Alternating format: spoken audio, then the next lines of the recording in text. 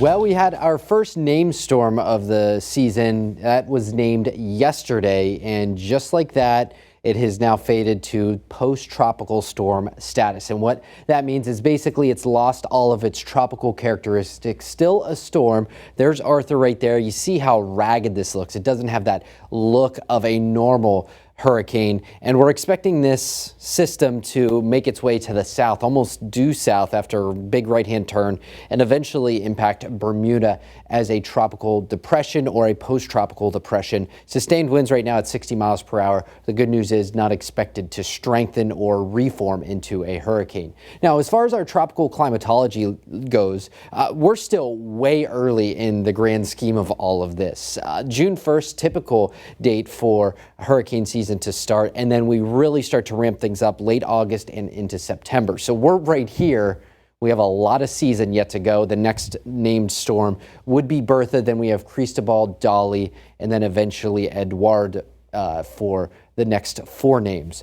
Our Six Flags Skycam showing the cloudy skies, well, the partly cloudy skies with the high cirrus clouds that are in place, but still quite a bit of sunshine that's sneaking through some of those cirrus clouds. Really comfortable stuff. The humidity values have been low with that northeast wind. Our temperatures have been sort of held in check because of that wind too. We're in the middle 60s in Springfield, 63 in Charlemont, upper 50s in Blandford. We're going to do a couple degrees better heading into tomorrow, back to near seasonal average temperatures for your Wednesday. Satellite radar dry, nothing to worry about. Same story as we expand the view. A few more ribbons of clouds as you go into the shoreline of Connecticut and out towards Albany. We're going to remain clear heading into tonight and tomorrow. There's our tropical system that's spinning out in the Atlantic. That's going to take a beeline to the south, and our moisture-ridden storm out in the Midwest. This is bringing flooding conditions to them while we remain sunny and really, really nice. In fact, tonight falling into the upper 30s, a chilly start to the day.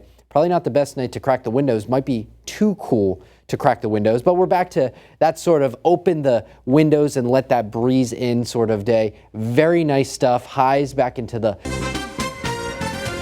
Jordan, thank you for that report. Good info there. Our temperature is right now hovering in the middle 60s, the wind out of the east at 9 miles per hour. But notice behind us we have the kind of shaded sunshine.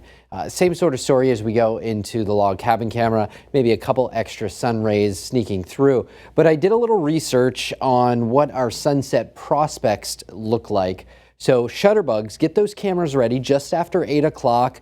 We should start seeing some really good color right through the heart of Western Mass. So if you do get a good sunset, send that on into us. Jenna will try to maybe share one a little bit later. Share it at westernmassnews.com, the best email address to send those to. So our sunset forecast is shaping up to be nice, just like our extended forecast. Our extended forecast is likely the nicest and certainly the mildest we've seen in all of 2020. A couple of ribbons of clouds building in, but these will clear out right in time for daybreak on Wednesday. High pressure in place. We have post-tropical storm Arthur that is pushing off the coast, and we also have this big upper level low that about this time yesterday, it looked like these two items were going to play a big role in our weather both yesterday and today with some soaking rains.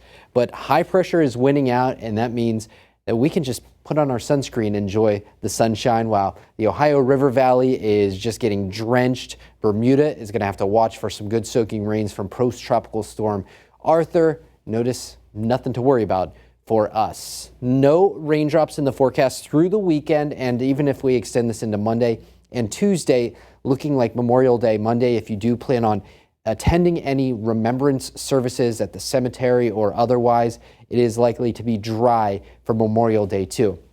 I'm running this rainfall forecast out through the next week. Notice how Springfield, 0.1 of an inch of rain. That's how dry we will be. So tomorrow we're back into the low 70s, a lot of sunshine along the way, less breeze than what you felt. So that is a plus. That breeze was fairly strong, anywhere from 25 to 30 miles per hour. And then we go from windows open weather to windows closed and AC weather. By the time we get in the end of May, you see this 8 to 14 day outlook that shows, I think that 80s are going to start becoming more numerous towards the end of the month. Your 7-day forecast has 3 of them. We're in the low 70s for tomorrow, mid 70s for Thursday, Friday and Saturday in the low 80s, and then your Memorial Day Monday back into the 70s.